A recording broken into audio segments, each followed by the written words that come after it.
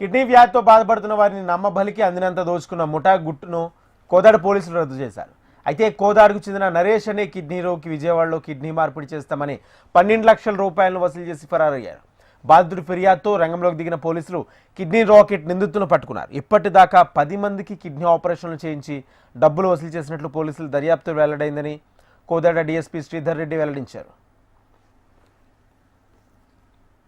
Kodad town CI Shivashankar, SI Sudheer and వాళ్ళ సిబ్బంది అంతా కలిసి మాకు వచ్చిన ఒక ఫిర్యాదు, మనిషి కోదాడ పట్టణాన్ని పరిధికి చెందిన ఒక వ్యక్తి కిడ్నీలు ఖరాబ్ అయితే అతని ఈ కిడ్నీని తీసుకోవడం కొరకు విజయవాడకు చెందిన అమెరికన్ కిడ్నీ సెంటర్ హాస్పిటల్ని వాళ్ళు ట్రీట్మెంట్ కొరకు వెళ్తే అక్కడ కొంతమంది బ్రోకర్లు అతనికి చట్ట నిబంధనలకు లోబడే కిడ్నీని సమకూర్చమని చెప్పడం వల్ల దానిని నమ్మిన బాధితుడు అతనితో కలిసి డీల్ని మాట్లాడుకొని దాదాపు 12 లక్షల రూపాయలు అతనికి ఇవ్వడం జరిగింది. తాతారావు అనే వ్యక్తి, కందూరి తాతారావు అనే వ్యక్తికి ఇవ్వడం జరిగింది.